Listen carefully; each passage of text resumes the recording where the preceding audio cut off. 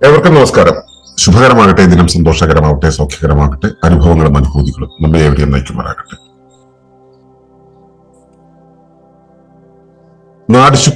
നാഡിശക്തി ശോഷണം എന്ന വിഷയമാണ് നമ്മൾ ഇന്നലെ സംസാരിച്ചത്. ശരീരത്തിലെ ജീവചൈതന്യം അല്ലെങ്കിൽ ഊർജം എന്ന് പറയുന്നത് ശരീരത്തിലൂടെ പ്രവർത്തിക്കുന്നതിനെയാണ് നെർവേഷൻ അല്ലെങ്കിൽ നാഡിശക്തി എന്ന് പറയുന്നത്. അതാണ് ശരീരത്തിന്റെ ഓരോ അവയവങ്ങളെയും പ്രവർത്തിപ്പിക്കുന്നത്. അത് വിതരണ നിയമപ്രകാരമാണ് ക്രമീകരിക്കപ്പെട്ടിട്ടുള്ളത്. ഇപ്പൊ വിതരണ നിയമത്തില് തകരാറുകൾ വരുന്ന സമയത്ത് ആണ് ഈ എനർവേഷൻ എന്നുള്ളൊരു അവസ്ഥ ഉണ്ടാവുന്നതെന്നൊക്കെ നമ്മൾ സംസാരിച്ചു.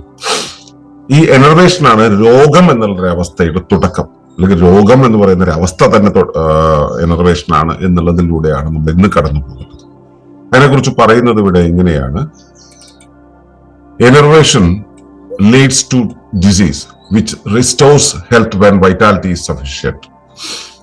രോഗങ്ങൾ നാഡിശക്തി ശോഷണം മൂലം ശരീരം സ്വാഭാവിക ആരോഗ്യത്തിൽ നിന്നും തുടർച്ചയായി വിട്ടുനിൽക്കുമ്പോൾ അതിൽ നിന്നും സ്വാഭാവികാവസ്ഥയിലേക്ക് തിരികെ എത്തിക്കുവാൻ ശരീരം സൃഷ്ടിക്കുന്ന അസ്വാഭാവിക കാലാവസ്ഥയാണ് രോഗം. ഒരു ശരീരത്തിൽ രോഗമുണ്ടായാൽ അതിന്റെ ലക്ഷണങ്ങൾ ശരീരത്തിൽ പ്രകടമാകും. അത് ശാരീരിക സ്വാസ്ഥ്യത്തെ കുറയ്ക്കുന്നത് കൊണ്ടാണ് അതിനെ അസുഖമെന്ന് നാം വിളിക്കുന്നത്. അസുഖം ശരീരത്തിന്റെ സ്വാഭാവിക പ്രവർത്തനത്തിന് അതിൻ്റെതായ അളവിൽ തടസ്സമുണ്ടാക്കുകയും മതിയായ വിശ്രമത്തിന് പ്രേരിപ്പിക്കുകയും ചെയ്യും.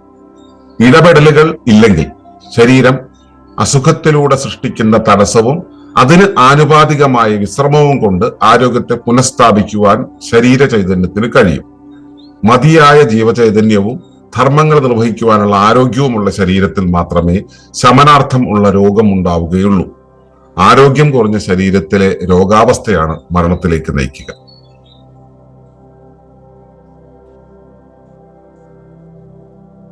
അപ്പോ ഇതാണ് നമ്മൾ ഇന്നത്തെ പ്രമേയം. അതായത് ഈ നാഡിശക്തി ശോഷണം എന്നുള്ളത് ആണ് രോഗം എന്നുള്ളൊരു അവസ്ഥയിൽ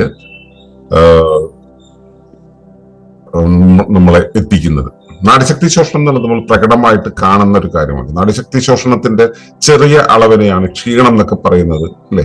ശരീരത്തിന്റെ ഡിസ്ട്രിബ്യൂഷൻ സിസ്റ്റത്തിന് സഫിഷ്യന്റ് നാഡിശക്തി ഇല്ലാതെ വരുന്ന സമയത്ത് വെളിയിൽ നിന്നുള്ള ഊർജത്തെ പിൻവലിച്ച് ഉള്ളിലത്തെ സപ്ലൈ സിസ്റ്റത്തെ ബാലൻസ് ചെയ്യാൻ ശ്രമിക്കുമ്പോഴാണ് ക്ഷീണം ഉണ്ടാവുന്നത്. നമ്മൾ കഴിഞ്ഞ ദിവസങ്ങളിൽ സംസാരിച്ചു. അപ്പോ നാഡിശക്തി ശോഷണം എന്ന് പറയുന്നത് ഈ വിതരണ സംവിധാനത്തിന് സഫിഷ്യന്റ് ആയ വൈറ്റൽ എനർജി നാഡികളിൽ, നെർവസ് സിസ്റ്റത്തിൽ ഇല്ലാതെ പോകുന്ന സമയത്താണ് ഉണ്ടാകുന്നത്. അപ്പൊ നാഡിശക്തി ശോഷണം മൂലം ശരീരത്തിന്റെ സ്വാഭാവിക ആരോഗ്യത്തിൽ നിന്നും മാറി നിൽക്കേണ്ടി വരും. നാഡിശക്തി ശോഷണം ഉണ്ടായാൽ സ്വാഭാവിക ആരോഗ്യത്തിൽ നിന്ന് മാറി നിൽക്കും. അപ്പൊ അസ്വാഭാവിക ആരോഗ്യം വഴി വീണ്ടും നാഡിശക്തിയെ പുനഃസ്ഥാപിക്കാൻ ശ്രമിക്കും. അങ്ങനെ നാഡിശക്തി ശോഷണം മൂലം ശരീരം സ്വാഭാവിക ആരോഗ്യത്തിൽ നിന്നും തുടർച്ചയായി വിട്ടു നിൽക്കുമ്പോൾ അതിൽ നിന്നും സ്വാഭാവിക അവസ്ഥയിലേക്ക് തിരികെ എത്തുവാൻ ശരീരം സൃഷ്ടിക്കുന്ന അസ്വാഭാവിക കാലാവസ്ഥയാണ് രോഗം. സാധാരണ രീതിയിൽ ഈ വിസർജന പ്രക്രിയ എന്നുള്ളത് ഒരു ഘടികാരത്തിനനുസരിച്ച്, ജൈവ ഘടികാരത്തിനനുസരിച്ച് ആവർത്തിച്ച് കുറച്ച് പ്രവർത്തിക്കുന്നു, അതിനുശേഷം ടയേർഡാവുന്നു, വിശ്രമിക്കുന്നു, പിന്നെ ശരീരത്തിലെ മാലിന്യങ്ങൾ നീക്കുന്നു, ശരീരത്തിനെ പുനഃസ്ഥാപിക്കുന്നു. ഇതൊരു ചക്രം ആയിട്ട് ഇങ്ങനെ വരും. പക്ഷെ ഈ വിശ്രമം എന്നുള്ളത് കൊടുക്കാതെ നിരന്തരം പ്രവർത്തിക്കുകയൊക്കെ ചെയ്യുന്ന സമയത്ത് ഈ ചക്രം എന്നുള്ളത് ബ്രേക്ക് ആവും. അപ്പോൾ നാഡിശക്തി ശോഷണം എന്നുള്ളത് ഇങ്ങനെ പതുക്കെ കൂടി വരും. അപ്പൊ കൂടി വരുന്ന സമയത്ത് ആ നിൽക്കുന്ന അവസ്ഥയിൽ നിന്ന്, നാഡിശക്തി ശോഷണത്തിന്റെ അവസ്ഥയിൽ നിന്നും മാറി അസ്വാഭാവിക ആരോഗ്യത്തിന്റെ അവസ്ഥയിൽ നിൽക്കുമ്പോൾ അസ്വാഭാവിക ആരോഗ്യത്തിൽ തുടർന്നു പോയിക്കൊണ്ടിരിക്കുന്ന സമയത്ത് ശരീരത്തിന് പിന്നെ തിരിച്ചു വന്നേ പറ്റൂ. അപ്പോൾ തിരിച്ചു വരാനായിട്ട് ശരീരം അവിടെ ചില പ്രത്യേക കാലാവസ്ഥകൾ സൃഷ്ടിക്കും. ഇതിനെയാണ് നമ്മൾ സാധാരണ രീതിയിൽ രോഗമെന്ന് പറയുക. അതിനെ കുറച്ചുകൂടെ വ്യക്തമായിട്ട് പറഞ്ഞാൽ ഈ നാഡിശക്തി ശോഷണം ഉണ്ടായി.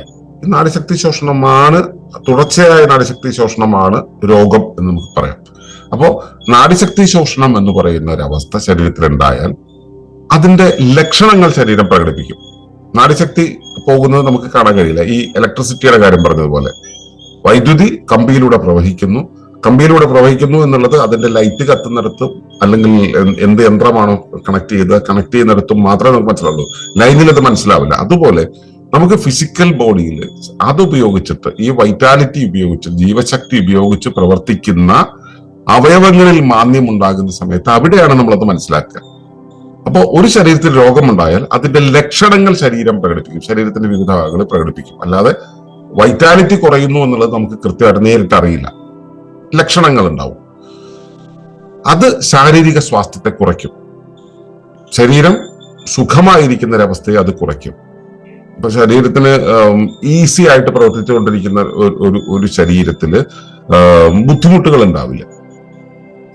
ലക്ഷണങ്ങൾ പ്രകടിപ്പിച്ചു തുടങ്ങുമ്പോൾ, രോഗത്തിന്റെ ലക്ഷണങ്ങൾ പ്രകടിപ്പിച്ചു തുടങ്ങുമ്പോൾ, എനർവേഷൻ ഉണ്ടായി, അപ്പോ അതിന്റെ ലക്ഷണങ്ങൾ പ്രകടിപ്പിച്ചു തുടങ്ങുമ്പോൾ അവിടെ ഈ ഈസിനെസ് പോകും. അപ്പൊ അവിടെ പെയിൻ ഉണ്ടായി, അല്ലെങ്കിൽ മറ്റേതെങ്കിലും തരത്തിലുള്ള ബുദ്ധിമുട്ടുണ്ടായി, നമുക്ക് അസ്വാസ്ഥ്യം എന്നുള്ളത് തിരിച്ചറിയും. അപ്പൊ നമ്മുടെ സുഖം നഷ്ടപ്പെടുന്നു എന്നുള്ളത് കൊണ്ടാണ് അതിനെ അസുഖം എന്ന് വിളിക്കുന്നത്.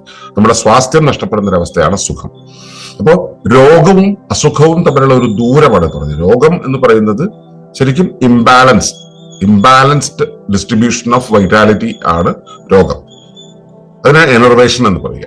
ആ എനർവേഷൻ ഉണ്ടാവുന്ന സമയത്ത് ശരീരം അതിന്റെ ലക്ഷണങ്ങൾ പ്രകടിപ്പിക്കും. രോഗമല്ല, രോഗത്തിന്റെ ലക്ഷണം, രോഗലക്ഷണം പ്രകടിപ്പിക്കും.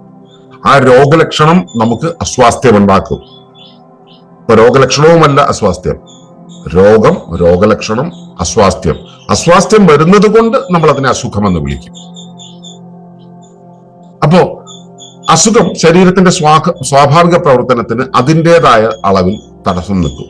നമ്മൾ ഈ വിതരണ നിയമം പറഞ്ഞപ്പോ ഓരോന്നിനും ഓരോ അളവിൽ ഊർജം വിതരണം ചെയ്യുന്നു എന്ന് പറഞ്ഞു. അതുപോലെ ഓരോ അവയവത്തിനും ഓരോ ആവശ്യത്തിനനുസരിച്ചാണ് ഊർജം വേണ്ടത്. ഓരോ ശരീരപ്രദേശത്തിനും ഓരോ സമയത്തിനനുസരിച്ചാണ് ഊർജം വേണ്ടത്.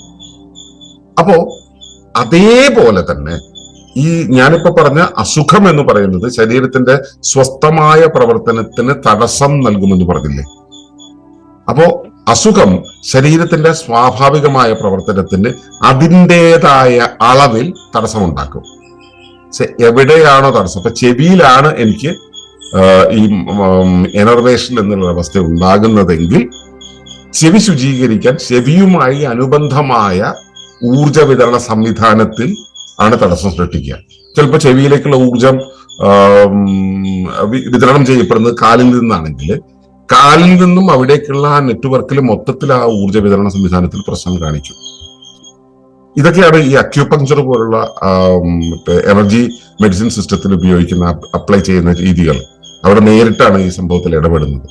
അപ്പോ ശരീരത്തിന്റെ സ്വാഭാവിക പ്രവർത്തനത്തിന് അതിൻ്റെതായ അളവിൽ തടസ്സമുണ്ടാക്കുകയും മതിയായ വിശ്രമത്തിന് പ്രേരിപ്പിക്കുകയും ചെയ്യും. അപ്പോ ഇപ്പൊ എന്റെ ചെവിയിലെ ഒരു ചെറിയ പ്രശ്നമാണെങ്കിൽ ചെവിയിലെ ഇഷ്യൂ മാറുവാൻ എന്ത് പ്രശ്നമാണോ ഉണ്ടായിരുന്നത് അത് ഹീല് ചെയ്യാൻ എത്രത്തോളം വിശ്രമം ആവശ്യമുണ്ടോ അത്രത്തോളം വിശ്രമം ശരീരം ഇൻസിസ്റ്റ് ചെയ്യും.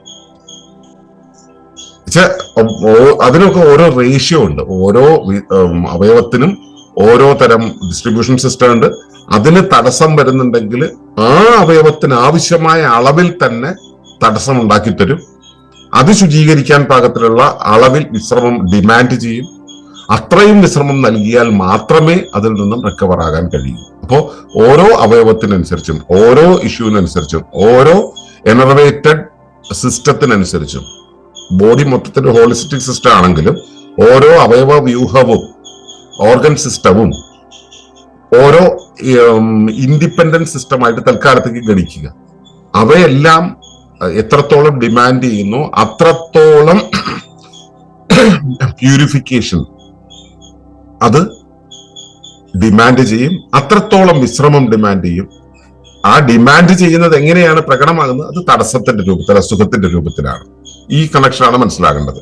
അപ്പോ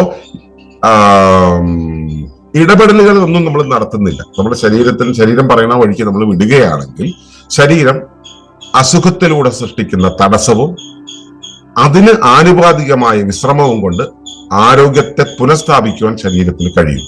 അതായത് ഇടപെടലുകൾ, നമ്മൾ എക്സ്റ്റേണൽ ആയിട്ടുള്ള സ്റ്റിമുലൻസ് കൊടുക്കാതിരിക്കുക, നമ്മളുടെ ഇടപെടൽ ഉണ്ടാകാതിരിക്കുക, നമ്മുടെ യുക്തി അതിനകത്ത് പ്രയോഗിക്കാതിരിക്കുക, ശരീരം പറയുന്നത് കേൾക്കുകയാണെങ്കിൽ ശരീരം ഒരു അസുഖത്തിലൂടെ സൃഷ്ടിക്കുന്ന തടസ്സം എത്രയാണോ അതിന് ആനുപാതികമായ വിശ്രമം നൽകിയാൽ ആ ഇഷ്യൂ മാറിക്കിട്ടും. എന്നുവെച്ചാൽ നമ്മളതിന് വേറെ ഇപ്പൊ ഇതുണ്ടാവുന്നത് കൊണ്ട് അത് അവിടുത്തെ പ്രശ്നമാണ് അല്ലെങ്കിൽ അത് മറ്റേ കുഴപ്പമാണെന്നൊന്നും നമ്മൾ കരുതേണ്ട കാര്യമില്ല. പകരം ഒരസുഖമുണ്ടായി, ആ അസുഖം ഡിമാൻഡ് ചെയ്യുന്ന, അസുഖം നമുക്ക് നൽകുന്ന തടസ്സമുണ്ട്. ഇപ്പൊ അത് കതിരിക്കൊണ്ട് വളം വെക്കുന്നതിനെ കുറിച്ചല്ല ഞാൻ പറയുന്നത് കേട്ടോ. ഇപ്പോ 6 മാസം നമ്മൾ ഡിസ്റ്റർബ് ചെയ്തുകൊണ്ടിരിക്കുന്ന ഒരു ഇഷ്യൂല് ഇന്ന് രാവിലെ ഉണ്ടായ ഒരു ഇഷ്യൂ ഉണ്ട്. ആ ഇഷ്യൂവിനെ മാത്രം അഡ്രസ് ചെയ്യുന്ന കാര്യത്തെ കുറിച്ചല്ല ഞാൻ പറയുന്നത്. പൊതുവിൽ നമുക്ക് ശരീരത്തിന് അസ്വാസ്ഥ്യം ഉണ്ടായി തുടങ്ങുമ്പോഴത്തെ കാര്യമാണ്. അസ്വാസ്ഥ്യം ഉണ്ടായി തുടങ്ങുമ്പോൾ അപ്പം മുതൽ പരിഗണിക്കണം അത്. ആ അസ്വാസ്ഥ്യം നമുക്ക് നൽകുന്ന അസുഖം നൽകുന്ന തടസ്സം, ആ തടസ്സം ഡിമാൻഡ് ചെയ്യുന്ന വിശ്രമം, ഇതിലേക്ക് മറ്റ് ഇടപെടലുകളൊന്നും ഇല്ലാതെ, മെഡിക്കേഷൻ ഇല്ലാതെ, നമ്മുടെ ലോജിക് അപ്ലൈ ചെയ്യാതെ, ഫിസിക്കൽ സപ്പോർട്ടൊന്നും കൊടുക്കാതെ ആ വിശ്രമത്തിലൂടെ കടന്നു പോയാൽ അവിടുത്തെ ആരോഗ്യത്തെ പുനഃസ്ഥാപിക്കാൻ ശരീരത്തിന് കഴിയും. പക്ഷെ നമ്മൾ അങ്ങനെ വിട്ടുകൊടുക്കാറില്ല. നമ്മൾ ഇതിന്റെ ഇടയിൽ 100 കാര്യങ്ങളിൽ കൂടെ കടന്നു പോകും, 100 തരം ഇടപെടലുകൾ നടത്തും. അവിടേക്കാണ് ശരിക്കും ഉപവാസം എന്നുള്ള സംഭവം പ്രവർത്തിക്കുന്നത് അത്ഭുതകരമായിട്ട് നമുക്ക് തോന്നുക. ഈ വിധത്തിൽ നമ്മൾ വിട്ടുകൊടുത്തിട്ട് ശരീരത്തിനെ പൂർണ്ണമായിട്ടും അങ്ങ് വിട്ടുകൊടുത്ത് ഉപവസിച്ചാൽ അതങ്ങ് മാറിക്കിട്ടുന്നത് വളരെ ഈസി ആയിട്ട് കാണാൻ കഴിയും. അപ്പോ മതിയായ ജീവചൈതന്യം ശരീരത്തിനുണ്ടെന്ന് കരുതുക. ആവശ്യത്തിന് ജീവചൈതന്യം ഉള്ള ഒരു ശരീരമാണെന്ന് കരുതുക. അവിടെ ധർമ്മങ്ങൾ നിർവഹിക്കാനുള്ള ആരോഗ്യമുണ്ടെന്ന് കരുതുക. അത് ജീവചൈതന്യമുണ്ട്, ആരോഗ്യം എന്ന് പറയുമ്പോൾ എല്ലാത്തിനെയും കൃത്യമായിട്ട് നിർവഹിക്കാനുള്ള ശേഷിയാണല്ലോ. അപ്പോൾ ധർമ്മങ്ങൾ നിർവഹിക്കാനുള്ള ആരോഗ്യം ഉണ്ടെന്ന് കഴിയുക. അങ്ങനെയുള്ള ശരീരത്തിൽ മാത്രമേ ശമനാർത്ഥമുള്ള രോഗം ഉണ്ടാവുകയുള്ളൂ. അതായത് രോഗം എന്ന് പറയുന്നത് എന്താണ്? എനർവേഷൻ ആണെന്ന് പറഞ്ഞു. രോഗലക്ഷണം എന്ന് പറയുന്നത് ഈ എനർവേഷൻ ഉള്ളതിന്റെ റിഫ്ലക്ഷൻ ആണ്. ആ റിഫ്ലക്ഷൻ ആണ് പിന്നെ അസുഖമായി വരുന്നത്. അസുഖം ഉണ്ടാകുന്ന സമയത്ത് ബോഡി പ്രവർത്തനങ്ങൾക്ക് തടസ്സം വരുമ്പോൾ പ്രവർത്തിക്കാതെ അത് മാന്ദ്യം സംഭവിക്കുകയോ പ്രവർത്തനം നിലയ്ക്കുകയോ ചെയ്യേണ്ടി വരും. പ്രവർത്തനം നിലയ്ക്കുന്ന സമയത്ത് വിശ്രമം സ്വാഭാവികമായിട്ട് സംഭവിക്കും. വിശ്രമിക്കുന്ന സമയത്ത് ഇത് റീഓർഗനൈസ് ചെയ്ത് ഈ പതുക്കെ തടസ്സം മാറി ശുചീകരണം നടന്ന് റീഎസ്റ്റാബ്ലിഷ് ചെയ്യും. അപ്പൊ അസ്വാസ്ഥ്യം മാറും, രോഗലക്ഷണം മാറും, രോഗം ആയ എനർവേഷൻ മാറും, വീണ്ടും സിസ്റ്റം പഴയപടിയാവും. ഇത് സംഭവിക്കണമെങ്കിൽ ഈ മതിയായ ജീവചൈതന്യം, ശരിയായ രീതിയിൽ വൈറ്റാലിറ്റി ഉണ്ടായിരിക്കണം, ശരീരത്തിന് ആരോഗ്യം ഉണ്ടായിരിക്കണം. ആരോഗ്യം എന്ന് വെച്ചാൽ ഇതെല്ലാം റീഎസ്റ്റാബ്ലിഷ് ചെയ്യാനുള്ള ശേഷി ഉണ്ടായിരിക്കണം. അപ്പൊ അവിടെ മാത്രമേ ശമനാർത്ഥമുള്ള രോഗം ഉണ്ടാവുകയുള്ളൂ. ശമനം എന്ന് പറയുന്നത് ഹീലിംഗ് അല്ലെ? ആ ഹീലിംഗ് നടക്കാൻ പാകത്തിലുള്ള രോഗം ഉണ്ടാവുകയുള്ളൂ. ഈ ഹീലിംഗ് നടക്കാൻ പാകത്തിലല്ലാത്ത രോഗമുണ്ട്, നമുക്കതിനെ പിന്നീട് പഠിക്കാം. അത് എങ്കിലും ഞാൻ സൂചിപ്പിക്കുകയാണ്. അല്ലാത്ത രോഗം, ആരോഗ്യം കുറഞ്ഞ ശരീരത്തിൽ ഉണ്ടാകുന്ന രോഗാവസ്ഥ ഉണ്ടല്ലോ, ശമനം സംഭവിക്കാത്ത രോഗം, അത് നേരെ മരണത്തിലേക്ക് നമ്മളെ കൊണ്ടുപോവുകയും ചെയ്യും. അതായത് ഈ ശരിയായ രോഗം വരുന്ന സമയത്ത് അതിലൂടെ കടന്നു പോവുകയും അതിനെ വരാൻ അനുവദിച്ച് കടന്നുപോയി ശുചീകരിപ്പിക്കാൻ നാം ശ്രമിക്കാതിരുന്നു കഴിഞ്ഞാൽ അത് അക്യുമുലേറ്റ് ചെയ്തിട്ട് അത് നാശോന്മുഖമായ രോഗാവസ്ഥയിലേക്ക് പോവുകയും ശമനം സംഭവിക്കാത്ത രീതിയിലേക്ക് തിരിഞ്ഞു പോവുകയും ചെയ്യും. അതിനെക്കുറിച്ച്, അതിന്റെ സ്റ്റെപ്പുകളെ കുറിച്ച് നമുക്ക് ഈ വരുന്ന ക്ലാസ്സുകളിൽ നമുക്ക് പരിശോധിക്കാം. പ്രാഥമികമായിട്ട് മനസ്സിലാക്കേണ്ടത് നാഡിശക്തി ശോഷണം എന്ന് പറയുന്നത് ആണ് ഇനർവേഷൻ. അത് നിരന്തരം സംഭവിക്കുന്ന സമയത്ത് ശരീരത്തിന്റെ സ്വാഭാവിക പ്രവർത്തനത്തിൽ തടസ്സം വരും. ആ തടസ്സം എന്ന് പറയുന്ന അവസ്ഥയാണ് നമുക്ക് പിന്നെ രോഗം എന്നുള്ള രീതിയിൽ അസ്വാസ്ഥ്യങ്ങളായിട്ട് അവിടെ നിൽക്കുക, നമ്മുടെ പ്രവർത്തനങ്ങൾക്ക് തടസ്സം വരും. അപ്പോൾ എത്ര അളവിലാണോ അത് വരിക, ആ വരുന്ന അളവിനനുസരിച്ച് നമുക്ക് ഈ തടസ്സങ്ങൾ നേരിട്ട് കൊണ്ടിരിക്കും. അപ്പോൾ ഈ തടസ്സം എന്ന് പറയുന്ന ആ ഒരു അവസ്ഥ ഉണ്ടാകുന്ന സമയത്ത് നമുക്ക് വൈറ്റൽ ഡിസ്ട്രിബ്യൂഷനിൽ തകരാറ് വന്നത് നമ്മൾ വിശ്രമത്തിലൂടെ വീണ്ടെടുക്കാൻ കഴിയും. ആ വിശ്രമത്തിലൂടെ വീണ്ടെടുക്കുന്ന സമയത്ത് അത് തിരിച്ച് നമ്മൾ പതുക്കെ ഈ നെർവേഷനിലേക്ക്, അതായത് നാഡിശക്തിയുടെ സ്വാഭാവിക പ്രവർത്തനത്തിലേക്ക് തിരികെ വരാൻ പറ്റും. ആരോഗ്യമുള്ള ശരീരത്തിലേ ഇത് സംഭവിക്കൂ. ആരോഗ്യമില്ലാത്ത, ജീവശക്തി കുറഞ്ഞ ശരീരത്തിൽ ഇത് സംഭവിക്കില്ല എന്നുള്ളതാണ് പറഞ്ഞു വന്നതിന്റെ ചുരുക്കം.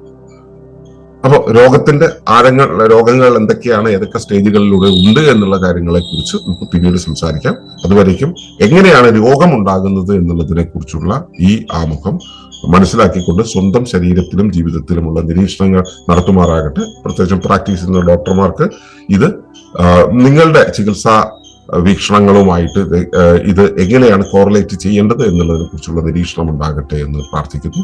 നന്ദി, നമസ്കാരം. തുടർന്നു കാണുന്നതിന് മുമ്പായി ഈ വിഷയം ഇഷ്ടമായെങ്കിൽ ഒന്ന് ലൈക്ക് ചെയ്യുക, കമന്റ് ചെയ്യുക, ഷെയർ ചെയ്യുക. നിങ്ങൾ പ്രകൃതിയെ ഇഷ്ടപ്പെടുന്നുവെങ്കിൽ ഈ ചാനൽ ഒന്ന് സബ്സ്ക്രൈബ് ചെയ്യുക.